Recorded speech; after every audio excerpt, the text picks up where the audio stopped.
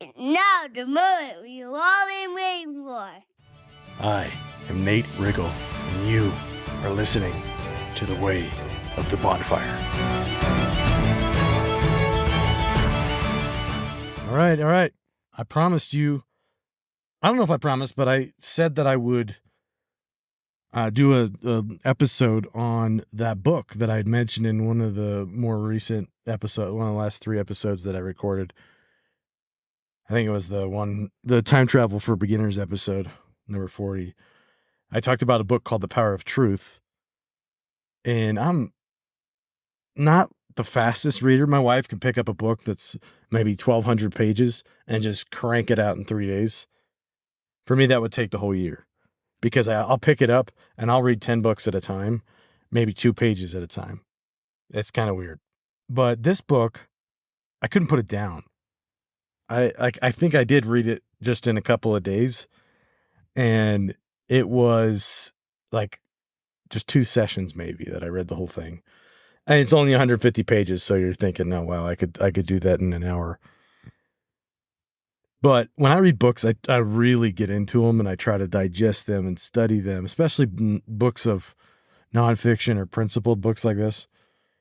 And this one, just every single line in the whole book, like you could open it to anywhere, put your finger in on a page, read that sentence, and you'll be like, okay, yeah, that's a great message.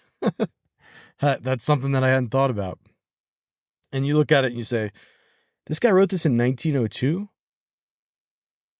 This is an interesting concept. So what I'm going to do is, I'm not going to do a whole series on this book, and I don't want to just do like a book review, because it's got so much substance to everything in those 150 pages that I think I'm just going to take a principle from one of the chapters from time to time and share it with you. One of the chapters is called Swords and Scabbards.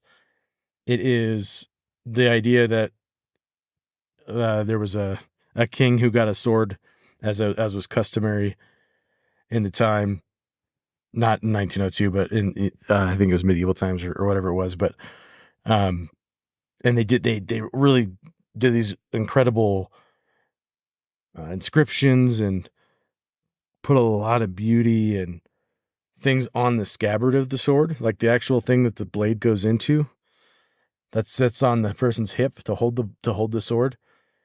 And the king was like, "Thank you for the gift. I would have liked if you had put the inscription, this beautiful inscription, on the blade, because the blade will be around forever. The scabbard will wear away one day." And that's kind of the whole idea, is that there's swords and there's scabbards in our life. Some things are, they can look pretty, and then we can put a ton of attention on them, but they're going to fade away. Whereas the swords are the finest steel and metal or whatever it is, and those will endure. And what he's talking about in this, he kind of does that. Okay, here's the scabbard and here's the sword, and this different, all these different concepts. And the one that I want to share with you today, I'll just dive into it. He says, the man who does not dare follow his own convictions, but who lives in terror of what society will say, falling prostrate before the golden calf of public opinion, is living an empty life of mere show. He is sacrificing his individuality, his divine right to live his life in harmony with his own high ideals, to a cowardly, toadying fear of the world. He is not a voice with the strong note of individual purpose. He is but the thin echo of the voice of thousands. He is not brightening, sharpening, and using the sword of his life in true warfare.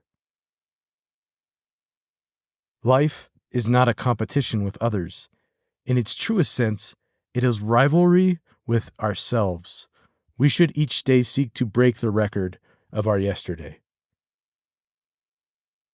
So, all of these things that we see from self-development and all these different gurus saying stuff like this, He was taking them to school back in 1902, saying,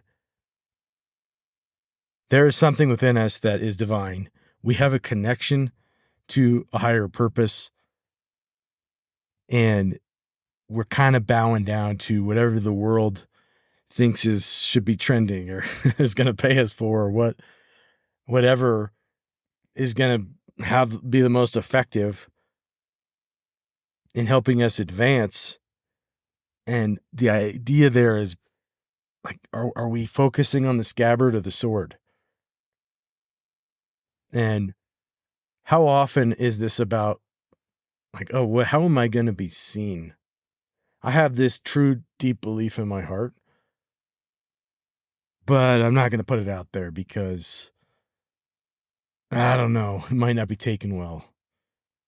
Or I truly am, like, I believe in this, whatever it is for you. It may be God or Jesus Christ. It might be an idea of how to just be kind to other people, how to do business better. It could be anything that you truly are convicted of, and it's bigger than you as a principle. And I kind of just got used to just being private about everything and just not wanting to throw it out there, because it seemed like there were so many influencers and everybody with a phone and a microphone and a camera and nice hair just getting on there and saying, look at me.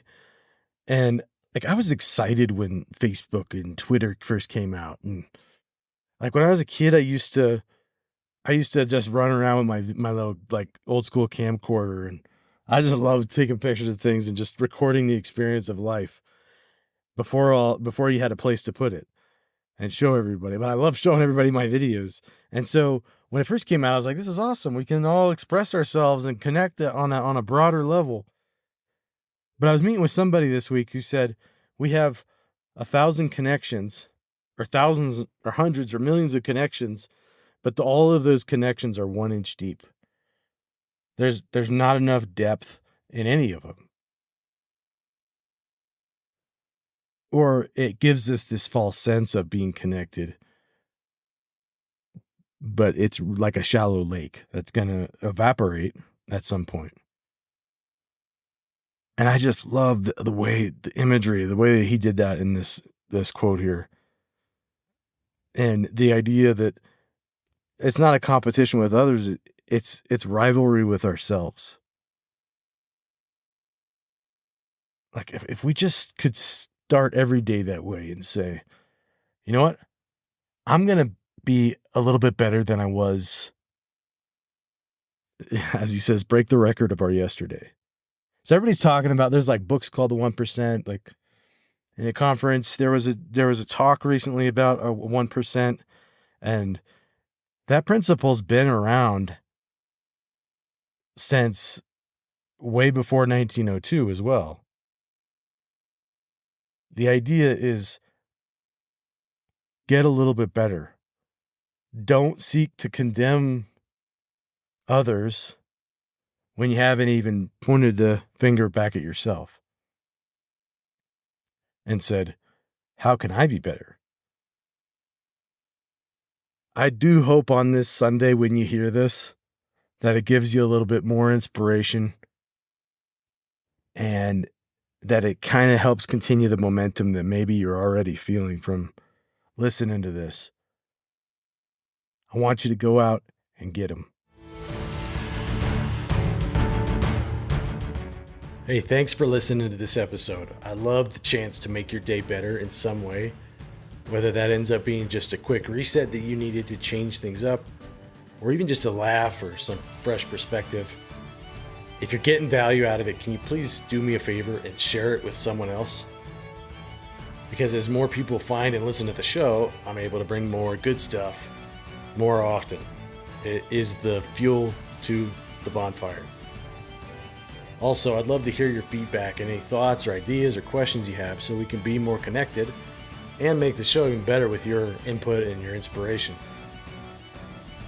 The quickest way to do that is to send a message to my Instagram handle at Way of the Bonfire, which is also included in the show notes.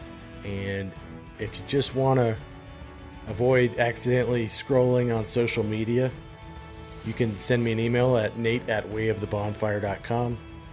And you know it, but make sure you click that follow button so you can catch new episodes as soon as they're available. Keep tending the bonfire, and we'll see you on the next one.